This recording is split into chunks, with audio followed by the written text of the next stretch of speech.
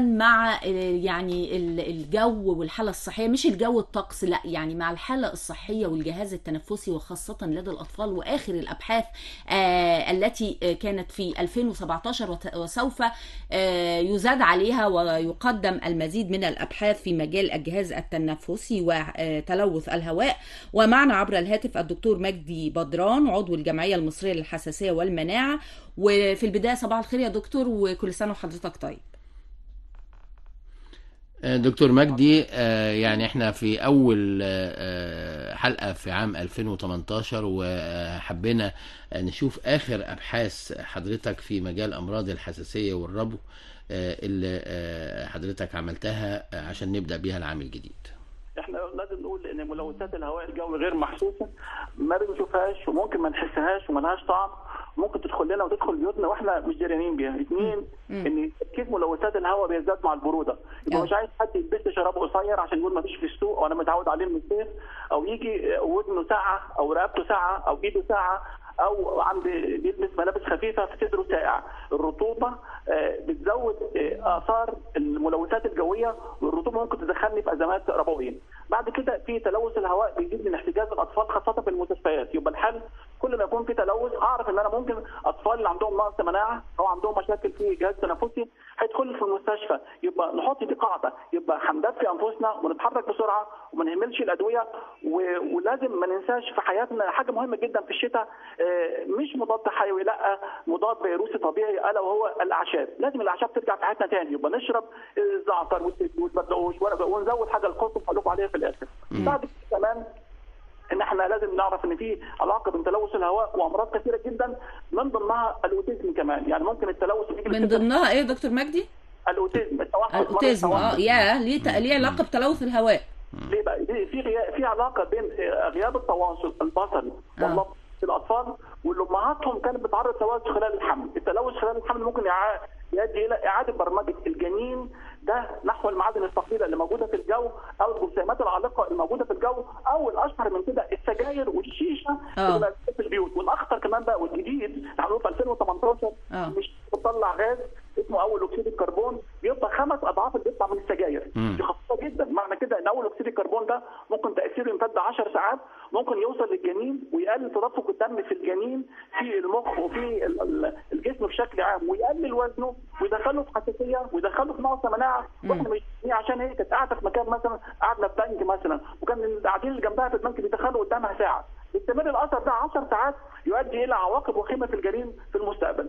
التلوث بشكل عام في العربيات بقى والمصانع عادم العربيات. نعم.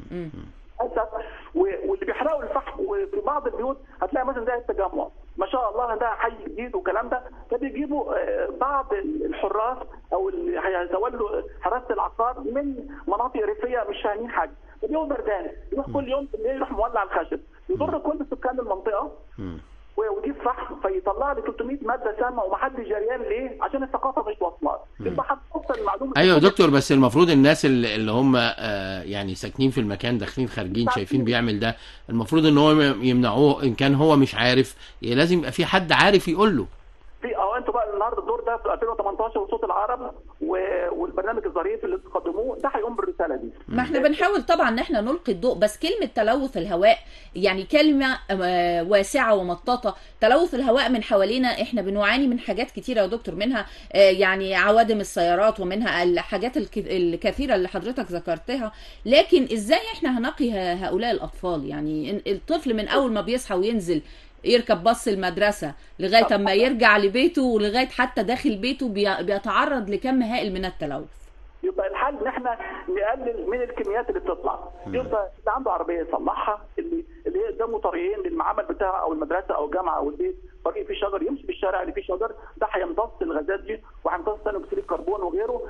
اللي يقدر يقلل من الدخول، يعني اقفل الشباك، او ان انا احط ايدي على مناخيري، احط منديل على مناخيري، ان انا ادخل الحاجات داخل انفي. طب ما احنا نتعلم كلنا اطفال وكبار ان احنا لما ندخل بيوتنا وندخل اي مكان ان احنا نغسل الانف، مش الانف دخل فيها نغسل كويس جدا، مش 5 مرات، لا ده 20 مره في اليوم. نغسل ايه كمان؟ نغسل العين، لان الغشاء المقاطي للعين هيدخل الانف برضه هيدخل فيه.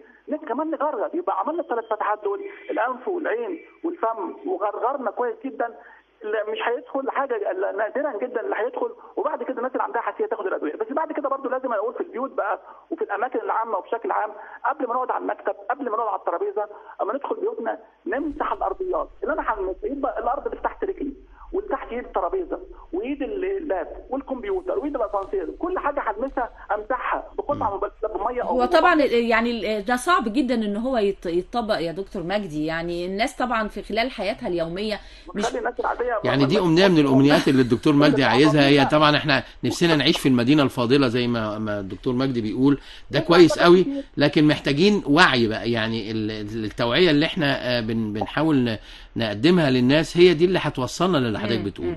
شوف حضرتك يا استاذه شيرين، دلوقتي انت شايفه الموضوع ده كبير، طب ايه المشكله؟ عندنا وقت فاضي كتير نقعد نتكلم في المحامير وبنقعد نبص على الرسائل والكلام ده، ناخد 5 دقائق بس نمسح السطح، قبل نمسح ايد الكمبيوتر، نمسح اي حاجه، نمسح جهاز الكمبيوتر كله، نمسح التلفزيون، نمسح الشاشه، التقريبا دي كلها. هل الاطفال يا دكتور مجدي في الدول الناميه زي ودول الشرق الاوسط بيعانوا اكثر من الاطفال في الدول المتقدمه زي امريكا واوروبا؟ يعني عشان جزئيه التلوث ده، البيئه اللي حواليه، التلوث مش معترفين بيه.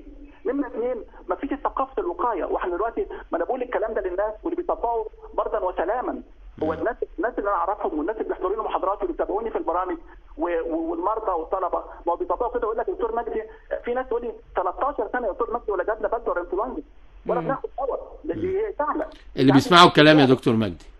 وبعد كده الشجر يبقى كل الوقت رئيس المدينه والمحافظ وكل واحد خايف على المحافظه بتاعته والمكان بتاعه وجيرانك واحفادك. ارجع الشجر ده هيمتص كل الحاجات الضاره دي كلها وهيطلع لي اكسجين. يبقى كل الناس على الاشجار على قدر الامكان ان شاء الله فوق بيوتنا. في اليابان بيزرعوها فوق الاتوبيس، بيبقى فيه حواض زرع فوق الاتوبيسات، ونشرب الميه بكثره، لان الميه فعلا طلع ان الميه بتقلل من السموم في جسمي. يعني انا لو مسمم بشكل ما، لو انا جسمي فيه ميه كويسه جدا ده هيقلل من كميه التسمم. وللاسف في الشتاء الناس ما بتشربش ميه، يقول لك لا انا بردان ومش هشرب، وناخد مضادات الاكسده الطبيعيه والناس مش عارفاها يعني ايه.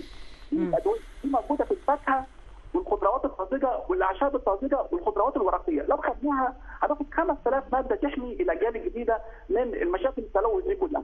جميل. يعني احنا نقدر نقول ان الغذاء بيحمي من التلوث ايضا، بالاضافه الى بعض الممارسات اليوميه اللي ممكن بمنتهى البساطه والسهوله ان نسيطر على جزء ولو قليل من التلوث الهواء الذي نعيش فيه.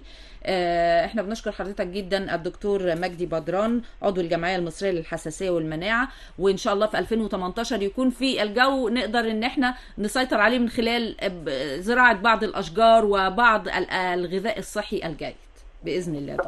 شكرا لحضرتك يا دكتور. جزيلا شكرا.